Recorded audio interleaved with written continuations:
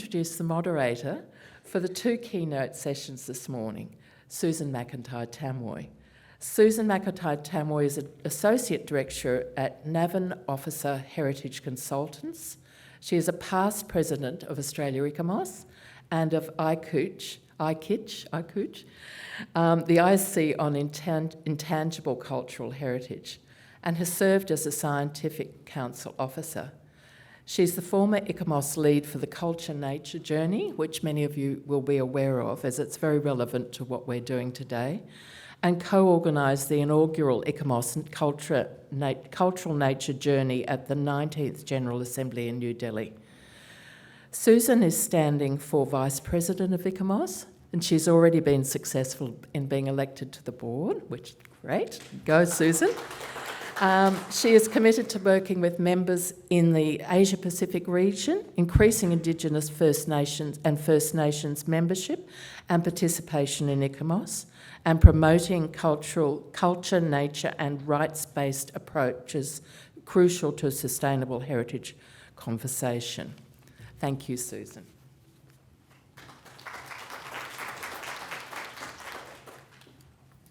You can always trust your colleagues to make you sound more important than you are. Thank you very much, Helen, for that. Good morning, everybody. It's a lovely day on Gadigal country, and I'm sure that the ancestors are with us as we discuss the extremely important topics. Like everyone else who's gone before me, I acknowledge the elders past, present and emerging, and welcome all those Indigenous people also from other countries who are visiting us during this ICOMOS General Assembly. The first speaker we have today, Maina Talia, is from Vaitupu, I hope I'm saying it correctly, in Tuvalu. He might be familiar to you from YouTube clips and other things that have been promoted on Facebook, where he's been very outspoken on issues around climate change. He recently completed his doctoral studies at Charles Sturt University, in which he research focused on the concept of good neighbours in the context of climate change and geopolitics. He lives in Tuvalu with his family, and as a climate activist for over 10 years, he has spoken on topics of climate change, oceans, sea level rise, seabed mining, migration and traditional knowledge. He'll continue to speak truth to power and hold the privileged accountable for their actions.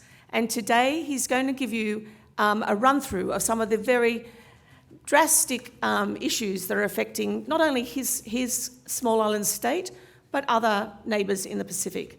Thank you, Maina.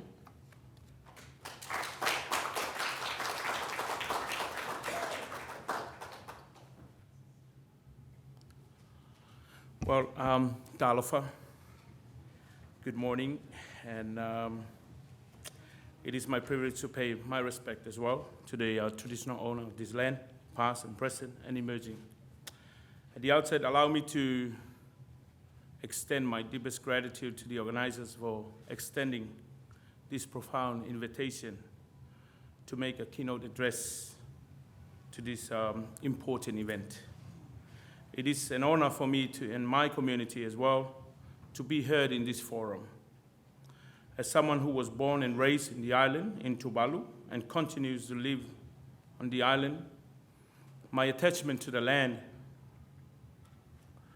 the environment and the moana is something that no one can take away from me. My Indigenous connection to my peoples and my land is significant, especially in this point in time when discussing climate change, relocation, and geopolitics. And before we go further into my presentation this morning, I just want to show you a very short clip that will give you a glimpse of the reality of life in Tuvalu.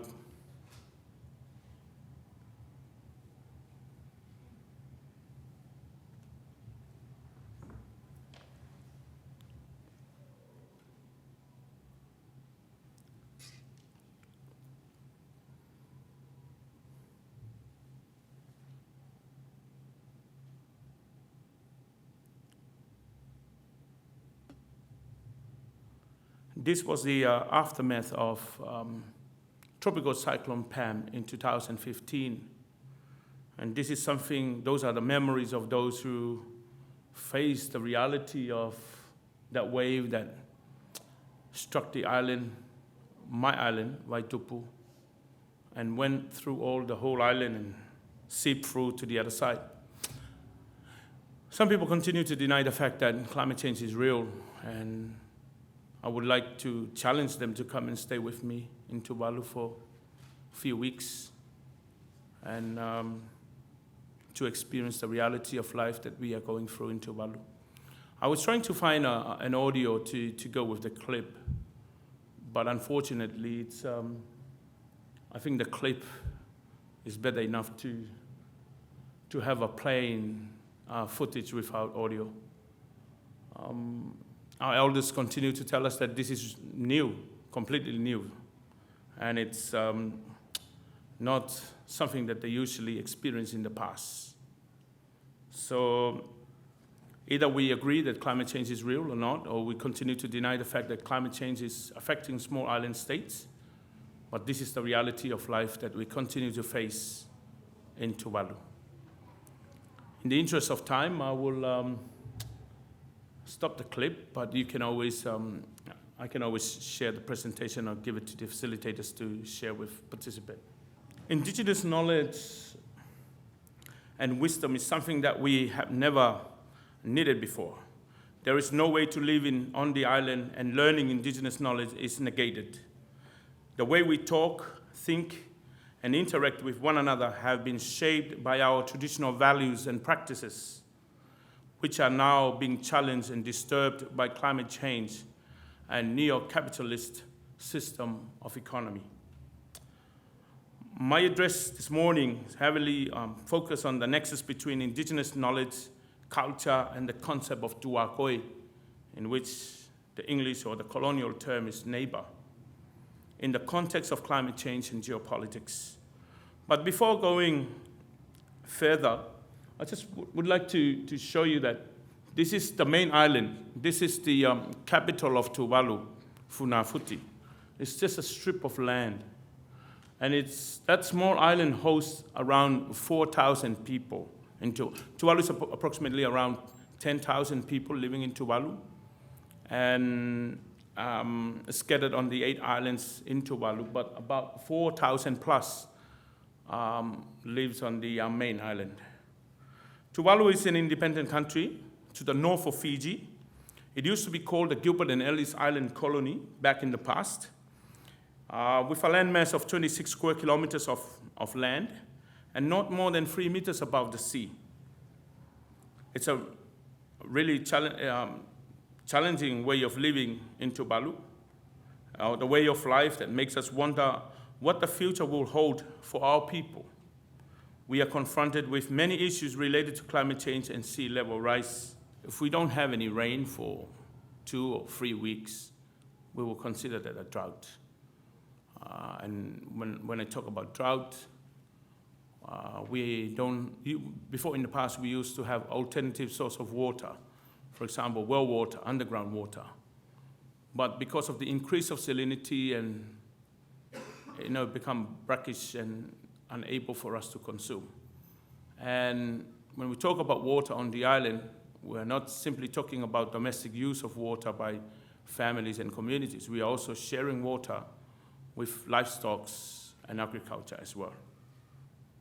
So these are some of the challenges that we face in Tuvalu. Food security is another issue, and on top of it is the issue of food safety. I believe that we cannot talk about food security without discussing the importance of food safety. Given that we do not have the capacity to test the safety of food imported and consumed, this fact is alarming. Internal and external displacement is another issue we face. Internal displacement refers to those who are forced to relocate further inland to ensure their survival and security.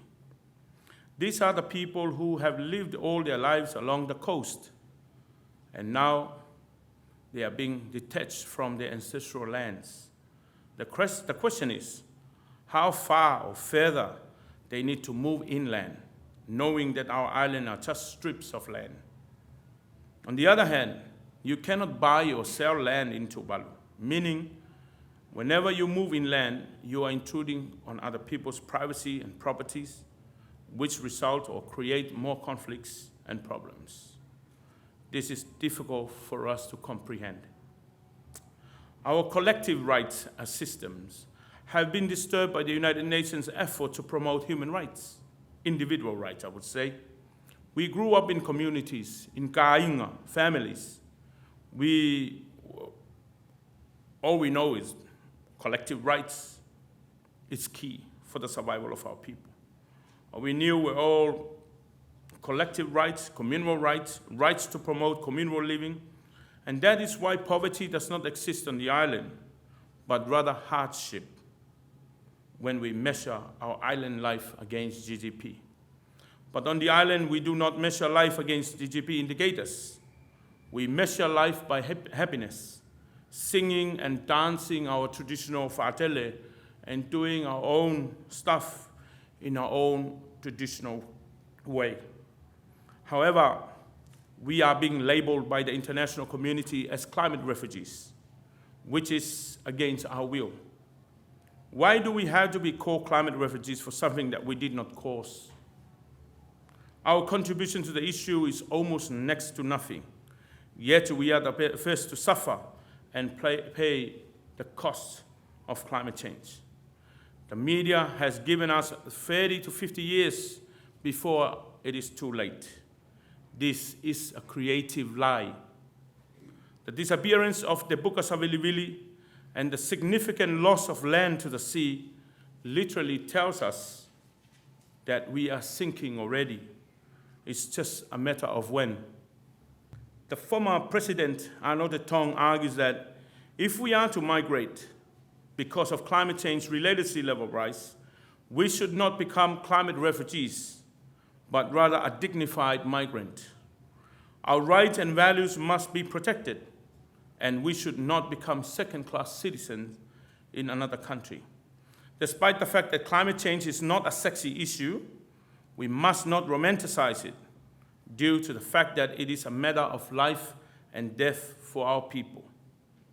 Despite being the most vulnerable country to climate change, you hardly find Tuvalu or Kiribati on the IPCC reports.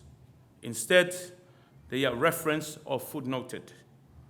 This is unacceptable for us. Yet, the West will tell us, don't worry, we are all in the same boat. No, we are not in the same boat. Climate change falls disproportionately on us. You are in the boat, the industrialized countries, while the vulnerable countries will remain outside the boat, continue to drown and dying.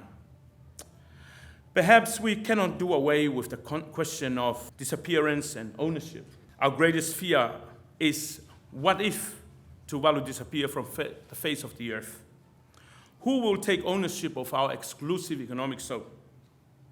Who will take ownership of our maritime boundaries, which Australia showed their interest in exchanging our boundaries with citizenship? In previous governments, you can Google that. Unfortunately, we disagree with the offer.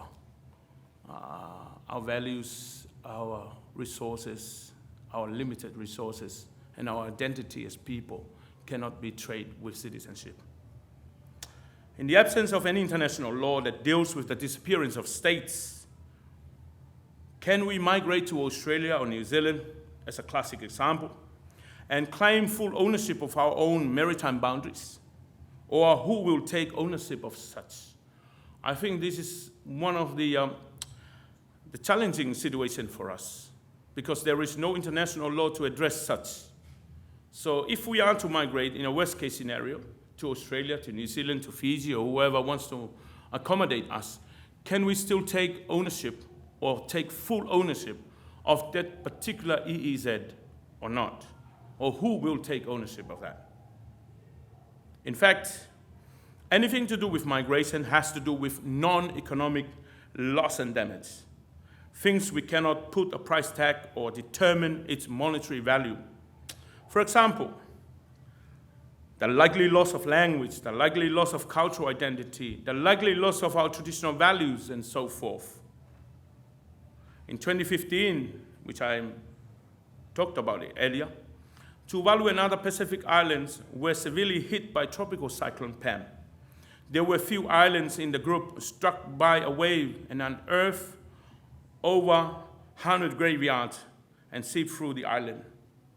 And I think the message is very clear from our ancestors who went before us. Please do not leave us behind. If you leave Tuvalu, do not forget us. That is why when people come to Tuvalu and talk about leaving Tuvalu because of climate change and sea level rise, for us, it is difficult. Our spiritual connection to the land and to our beloved ones who are buried in the land makes it a defining issue for us. It is not easy for our people of the land and the Moana, just to get up and go. Our attachment to our land is significant and it's important. Let me talk briefly about the placenta. When a mother gives birth to a child, it is culturally significant that we bury the placenta in the land and plant a coconut tree on it. For example, I have 2 kids who were born in New Zealand. I have four kids. The 2 girls were born in Fiji. The 2 boys were born in New Zealand. And the doctor asked me, where do you want to put the placenta? Because we're just going to throw it in the bin. I said, I want to take the placenta with me. So I asked one of my cousins, who is a citizen in New Zealand, if I can bury the placenta as part of our cultural practices. So their placenta were buried in New Zealand, and their umbilical cords were buried in Vaitupu, the island where I belong. Because these are all part of our cultural practices. We bury the umbilical cord, we bury the placenta. And the placenta simply, in our language, placenta is a whanua or whenua in some other Pacific islands language, which literally means land. So when we bury the placenta, it signifies that we have that attachment to the land. That's why it's difficult for us just to get up and go. You know, most of the people from outside will come and tell us, it's no longer safe to live in Tuvalu. It's about time you need to get up and move. But for us, it's difficult. It's not just simply getting up and wanting to go to New Zealand and Australia. I studied here for more than almost 4 years. Few colleagues encouraged me to stay and get a citizenship, and I said, no, it's difficult. I was born in the island. We were in London for more than a year with my kids. But every time I asked my kids, do you want to go back home? Their response was like, not about home, but it's about the sea. We want to swim in the sea. We want to be next to the sea. So it's difficult. We have moved to Tuvalu. But my point is, moving away from your birthplace is not easy for us indigenous people, because the land speaks of who we are as people. Our language, our culture, the way we do things are determined by the land. So it is very important for us to save Tuvalu, to save the land. Because if, in a worst case scenario, and we are here in Australia, and Tuvalu is completely disappear from the face of the earth, we don't have a reference point to point to my children. That is where we belong. That's where we come from. Refugees from the Middle East who come here and make Australia their home, they're fortunate because they still have a reference point to point to. That is where we come from. But if Tuvalu completely disappear, we will not have a reference point to tell our children and our grandchildren, this is where we belong. However, in the present time, Australia and New Zealand offer job opportunities for our Pacific peoples. We glorify and praise our big brothers, Australia and New Zealand, as they provide opportunities for our young ones. Thank you. Little do we know that we are being recolonized in a different form, in a different way. In the backdrop of climate change and geopolitics, the question we should ask, what will you do if your neighbor's house is on fire? Will you add more petrol or do something to help your neighbor? Neighbor, or tuako in my language, is no longer someone living next door to you, but a geopolitical tuakoi, a geopolitical neighbor, a country who is impacted by your action. That is your neighbor. A country like mine who continue to pay the price for climate change for something that we did not do. This is unjust and evil. Yet, they play the climate game of silence. Investing $368 billion in nuclear submarines while your young brother is sinking and dying for the fault of others is unjust. Colleagues and friends, the international community must recognize the unique challenges faced by Tuvalu and other indigenous peoples around the world and provide the necessary support. These include financial assistance for sustainable development projects, capacity building initiatives, and the integration of indigenous knowledge and perspective in climate change adaptation and mitigation.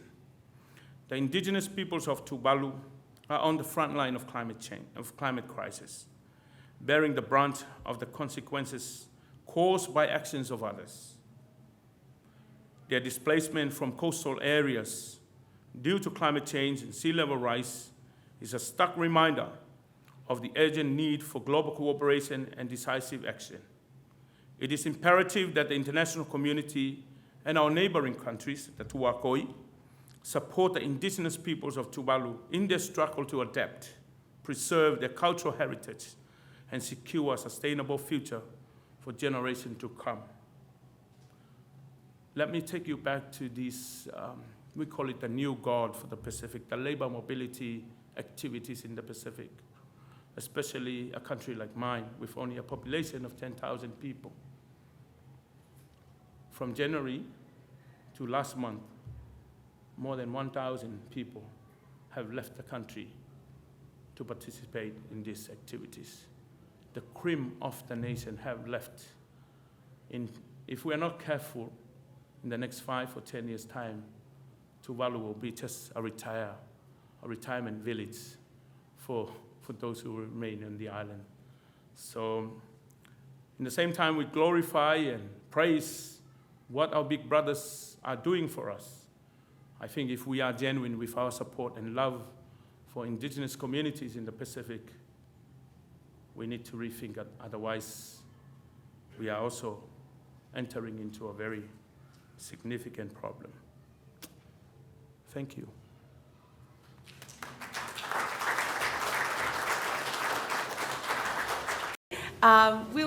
We have got enough time to take a few questions if anyone has them, which is probably better for people. Steve. Hello? Yes? Maina, thank you so much for that very powerful presentation and very frightening from my perspective and more so from yours. I want to ask from your perspective, and I completely agree about submarines versus helping neighbours being a key issue. What do you think Australia can best do to help people in Tuvalu in any ways that you think of? So you're talking about the issues of your words, being recolonised through the labour market, and how can that be changed and improved? So thank you very much. Thank you so much. And sorry, I was meant to speak for 40 minutes, but I really want to keep it short because I was reminded over and over again that I need to keep my presentation short. But it happened to be very short. But yes, with all due respect to the government of Australia, we've been, of course, it's a traditional partner for many, many years. Up until now, we cannot do away with the fact that Australia has been supporting Tuvalu in many, many issues. Of course, New Zealand as well.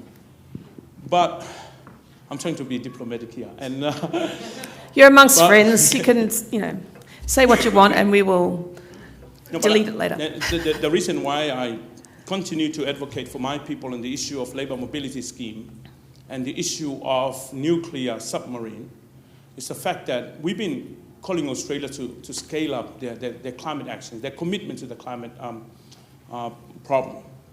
And unfortunately, what Australia did in the past few COPs, the Conference of the Parties meeting, They have announced a couple of millions in support, of course, yes, and then open up their support to repackage the support to include Asia Pacific. And when we talk about Asia Pacific, this Pacific continue to bury under the Asia Pacific slogan. So, and then yet they continue to open up the new coal mines, and not only that, announcing of the AUKUS, the 368 billion investment in the nuclear submarine.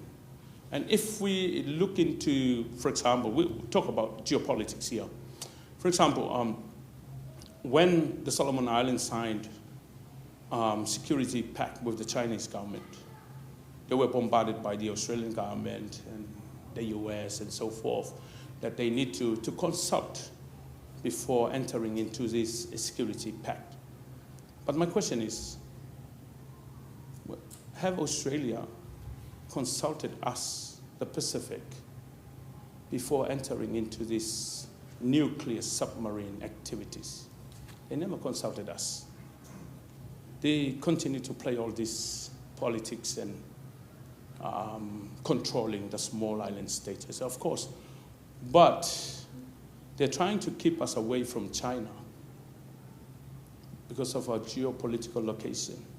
They need us more than ever before. And if we talk about the labor mobility scheme, I think our value in the Pacific is more than just coming here to pick the fruits to boost your economy. We are more than that. If we are genuine with the support to small island states, I think we should not control them. We should open up. Let them choose. Let them decide where they want to work, their skills, and so forth. Recolonizing, I continue to use the word recolonizing through this new labor mobility scheme because it's about controlling people. Have you ever seen any Tuvaluan that participated in these activities coming back to Tuvalu and build a house or start up a new business? Nah. At the end of the day, all those money goes back, paying the rent, paying the insurance, paying all these things. And we are obligated to send money back home for our social and economic activities. So we should redesign all these projects to include the indigenous voice of the people in the Pacific. It is not just a bilateral thing between the government of Australia and the government of Tuvalu. I think it should be more than that, consulting the communities and those. But we look at it as something that let's go and... We always look at New Zealand and Australia as the New Jerusalem. Let's go and explore Australia and New Zealand without sitting down and reanalyze and revisit what's all about this labor mobility scheme. Because literally we are subject to the theory of use and throw. Seasonal worker. They only need us when there is a mango season. And after mango season, they throw us out. They go back to Tuvalu. So these are a few points that we should not rush into everything, but we should also analyze what's going on. Because this scheme ties to climate activities. We need to get these people to Australia because of climate change in Tuvalu, and then at the end of the day, maybe they have some permanent residence status in Australia and New Zealand, but that's not the point. If you look into New Zealand, more than 4,000 people leave the country every week to come to Australia because it's getting expensive in New Zealand. And then New Zealand will be filled up by labor workers from Tuvalu. Hi, thank you very much. It's a very, very important talk, and you feel like you're in something much, much bigger when you talk to us in this way. I just wondered what you think that climate change adaptation could mean in Tuvalu. How can you stay in a changing world? We know we want to control, emissions and all these other things, but to be able to stay in your place, how can design and other things and engineering help you in Tuvalu? Thank you so much. A very constructive question, because right now in Tuvalu, the whole company from Australia, building our reclaimed land in Tuvalu. seawalls and reclaim land. Because I think that's the only, it could be others, but I think that's the only alternative that we have in place, is to build seawalls and reclaim land into the sea. So with the help of neighboring countries, of course, and also the support of the Green Climate Fund and the initiative took by the government of Tuvalu to build. So in order for us to stay in Tuvalu, to continue the work and continue life on the island, is to build, to reclaim land, and to build seawall to stop our water encroaching our shores. And I think the logic is simple. For border controls issues, if Australia, New Zealand, and other neighboring countries want to keep us out of their borders, they need to support us with our Reclaim Land project in order for us to maintain our sovereignty and our sovereign rights in Tuvalu. Because it is impossible to come to Australia and New Zealand and then still take ownership of, within a sovereignty within another sovereignty is difficult. Another question there? Thank you so much for this fascinating talk, and thank you for bringing this issue to forefront. It's fantastic to have you as a keynote. I just wanted to ask whether you might be able to say a little bit more about the Digital Nation project on Tuvalu. I'm not sure that everyone here knows about it. It's such a fantastic initiative, and also the ways that the Digital Nation project works with the intangible heritage. Yes. Thank you for raising the Digital Nation initiative. It's something that our former Foreign Affairs Minister, Simon Coffey, was really into it, trying to digitize our culture, language. I don't know how is that going to happen, but that's the how they frame it, just to digitize culture, language, probably identity, or probably you will get to see me, a clone version of myself somewhere the next 5 or 10 years. But these are all initiatives that we are doing in order to save Tuvalu. So we're not just trying to save physically, but at the end of the day, at least we are using the metaverse to digitize and store our cultural heritage, identity, and so forth. But yeah, it's in the discussion, the narrative around climate change and sea level rise. Despite there are criticism as well, but these are some of the ideas, these are some of the alternative ways of addressing the issue of climate change related sea level rise, and of course the question of disappearance. Could you use the microphone? Can't you? So is there much support amongst the just general public in Tuvalu towards the Digital Nation project, or how is it being perceived by the people? Yeah, it depends on. Yeah, it depends. I fear that this is recorded, and they probably banned me from coming back to Tuvalu. No, I'm just joking. Yeah, it depends on how people perceive this project. As I said, these are all alternative ways of addressing the climate crisis, but in a sense, it could be abstract, but at the same time, we should also look into other avenues that we can address the crisis. I guess that's the issue, isn't it? It's not just one thing that you should do and not do the other. But you can't just do the digital and not save the physical. Yeah. So the two are interlinked. That's totally true. Whatever options are on the table, we should go for it. Yeah. Any other last questions? Yes, thank you. I just wanted to ask, is there any examples that you'd like to enlighten us to with regard to partnerships? And I'm talking private partnerships now. Is there anything along that kind of theme where you're getting significant and relevant cooperation from private partnerships that you care to mention?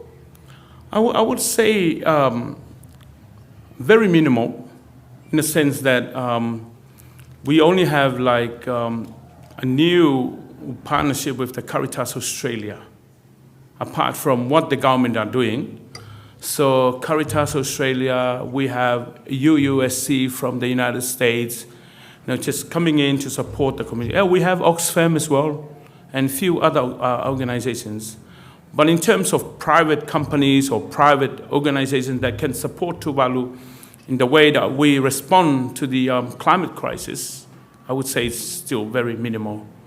We heavily rely on our bilateral partnerships between government to government. But as I said earlier, whatever options we have on the table, why not? Why don't we go for it? Yeah, that's interesting because we know in this country big private organisations have mastered the art of tax deductions. So I was just wondering about that space and whether there's been any initiatives there. But it sounds as though so far not really. The past 3 weeks, we gathered together on the island of Kioa in Fiji. And like this gathering was like culmination of civil societies in the Pacific, including Torres Strait as well, those who came to participate in that. We call it the kato. Kato literally means, it's a Fijian word, literally means basket. And the purpose of the meeting is to ensure that we do away from the bureaucracy and politics of funds that comes to the Pacific. So we took the initiative to set up a finance mechanism, which called Kato, the basket, that the Pacific Community Climate Fund. The whole idea of establishing this fund, we are still looking for partners to put money into this. And we are working in partnership with some of the lawyers in Australia. And their recommendation is to open the account in Australia for the purpose of those who want to put money to the Pacific, not specifically for Tuvalu, but the whole community, the Pacific communities. And we will open one account in New Zealand for the same purpose and operate from Fiji because it's more central for us in the Pacific. And the whole idea is accessibility. If we analyze all the fundings that flowed in the Pacific right now, even a $30,000 project, it's like climbing or finding your way to heaven. It's difficult for our communities to fill all these forms. And then at the end of the day, we'll do reporting and all this. So the whole idea of having this kato is to move away from that traditional understanding of doing funds, but finding ways to do reporting that are transparent. And also, so we have some contact from MFAT New Zealand that are showing their interest. They haven't committed anything, but they showed their interest in the fund because the Minister for Climate Change and Finance, who is also the loss and damage champion for the Pacific from Tuvalu, was in Kioa to open our meeting. And straight after our meeting in Kioa, the Pacific Ministers Economics Forum meeting was held after that. So he raised the issue of kato, the funding mechanism for civil societies and communities. So if you're looking into that, I find that very interesting, and perhaps as usual, we often see our Kiwi neighbours ahead of us in this space. So that's very interesting to hear, but I think there is a lot of scope there, and most of us would know people that work in organisations that do have allocations of time and people's resources for such initiatives. So I think that's something we could maybe as a take-home think about on individual level and channel it back and talk further about how to make some of those things actually realistic and feasible. So thank you for that. Thank you so very much. So is there any last question? And we'd have to make it fairly quick. Oh, one over there, thank you. Maina, talofa. Talofa. Kia ora from one of your tuakoi from Aotearoa. My question for you is, I hear and understand your resistance to want to leave the island. I would hate to have to leave my island too. The question is, for the other tuakoi, Fiji, Australia, Aotearoa, what advice might you have for them in welcoming you? Because I understand too, there will be a cultural impact. Your way of life will change. The food you currently exist on changes when you go to at least a couple of those places. Your narratives will continue to be your narratives, but the way in which you implement that might change. So the question is, do you have any thoughts for countries welcoming you to them to further assist, help you with those cultural narratives? Thank you so much, brother from New Zealand. In the past years, the government of Fiji offered Tuvalu land in Fiji for 2 times. Our government, our Prime Minister, continued to turn down the offer. He said that this is a political offer. The offer should come from the indigenous people of Fiji, people living in the community. Are they ready to receive us? Because we don't want to come to Fiji or any other parts of the world and create more ethnic tension or conflicts. So Fiji, New Zealand, Australia, if they're genuine with their support, I think the offer should come from communities, from indigenous communities. Because way, way before colonialism came into the Pacific, we don't have visas to travel. We don't have boundaries. But only when they came, they grouped us into Polynesia, Micronesia, and Melanesia, and then start controlling us. And now it's difficult for us to secure a visa to come to our neighbor, and it's much easier to go to the United States. So it's politics, but I think if we can speak to our politicians about all these issues, I think it will eventuate some new horizons. Thank you. Okay, so now we're going to have a video introducing the Meke, and Ninga here will translate for us. Iya, ni pula minaga. Eu nada ngorosa ela la toro. Au mara ni korvisilo mesterua. Au waslewa inambuli. O tukangu turanga inambuli. Yo tukangu opea endo vira nandau ni buduleu. Ena ngonelu. Yo sakena kawango. Se kito jela ko chikomengo kito. Iya, na meker tu bara umerto meker takana monela na bonni kwa wachi ko na kankani meke mate ni kankani meke kadi mayo travera na koula kadi wendo na wangapuka ukavake ende la ibura ya na kankani meke ya oira na manta builiu oira Era quanto ibeno quando entra na pula que na neto que na moneli. Enda le yado sarmena no robanga ngara mai sotto ma che comora. Duna che rumo da che. Na nga kan meker to na da mutta ci na monelio. Na ha unera to me che ci kina. Vinna kawali. Distinguished guests, ladies and gentlemen, we will now take you on a journey that translates an ancestral legend communicated through a meke, or it's a traditional dance, which was choreographed by Rosa Ealaela Tora's maternal grandfather, who hails from the village of Nambuli in the province of Rewa. This meke has been passed down through generations, of which Rosa is the 3rd generation. The meke is titled The Veranakola, a god of gold. It tells the story of the ancestral god traveling the world in search for a prosperous life for his people. In the performance today, ladies and gentlemen, you will witness the continuity of an intangible cultural heritage passed from generation to generation as Luisa and Elizabeth, that's Elizabeth and Luisa,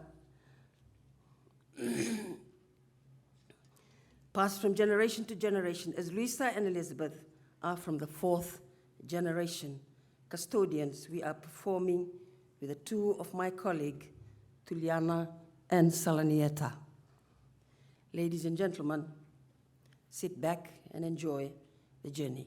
Vinaka Wakalebu.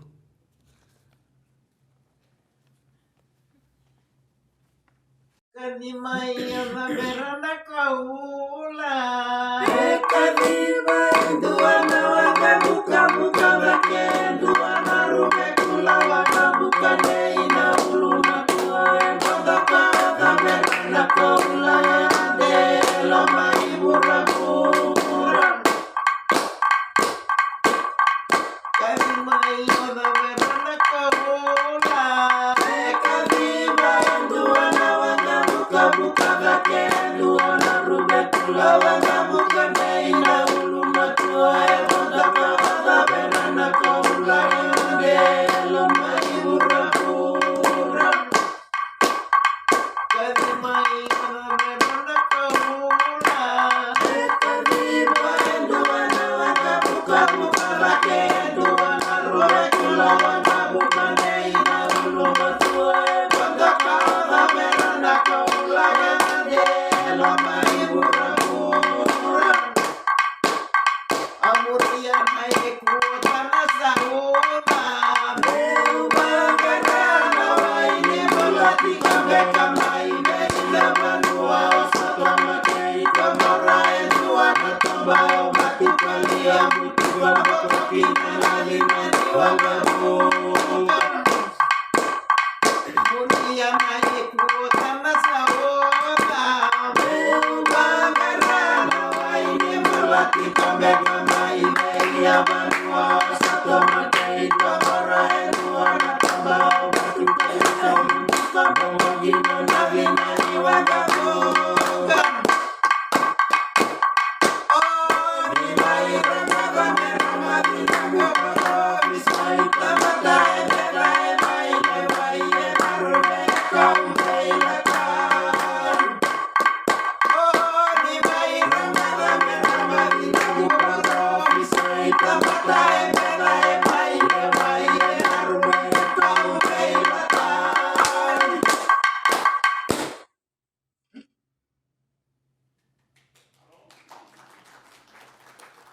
Ora usata keira tungauna Babalana kaula sata Imini direna rua Besa barana mula Ura bura Salia teia unangauna Rausata keira tungauna Dimana Babalana kaula sata Imini direna rua Besa barana mula Rai solia veia unangauna Omboto kanata uniesoma Veia tela ulai Roma era mosque na flama tabula bula Mosque uno Inega una maina Batalena kau Omboto kanata uniesoma Veia tela ulai Roma era mosque na flama tabula bula Saya mesama kinanga una maina Batalena kau Oh, di mai Ramadan merama binamu para Bisai mata mai lewai Narube kau beilatan Oh, di mai Ramadan merama binamu para Bisai mata mai lewai Narube kau beilatan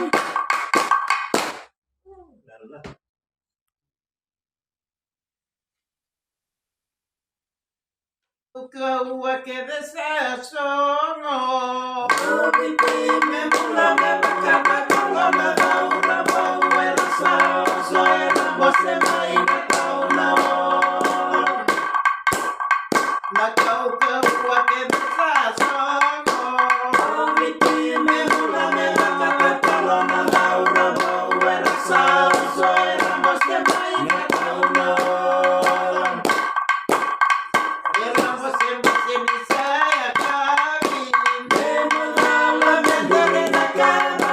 Karu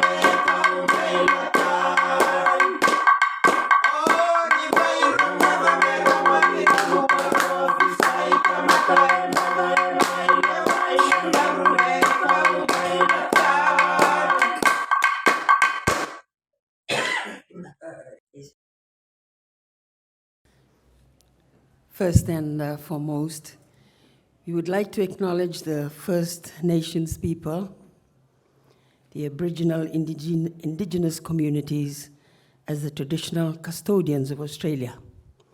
Isambula Winaka. Fayaxia, Malawalelei, Talafalava, Maori, Yorana, Kiorana, Aloha. On behalf of ICOMOS Pacifica, we would like to acknowledge ICOMOS International, ICOMOS Australia, and all other ICOMOS representatives from all around the globe present here today. We sincerely thank you for giving us the opportunity to attend this GA2023 meeting as a representative of the Pacifica region on behalf of all of our brothers and sisters, to be a voice for all our small island developing countries. Distinguished guests, ladies and gentlemen, we would like to present these two gifts for ICOMOS International and ICOMOS Australia, carved by Mr. Paulalinga, one of Fiji's master wood carvers. A piece symbolizing love, which will be presented by Salanieta Tuitivalu to ICOMOS International. May I invite one representing ICOMOS International, please.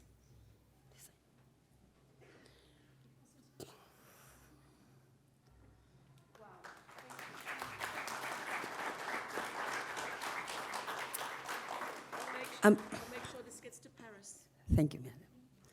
A miniature food platter known as papasia, which will be presented by Ms. Tuliana Dirivakayawa to ICOMOS Australia.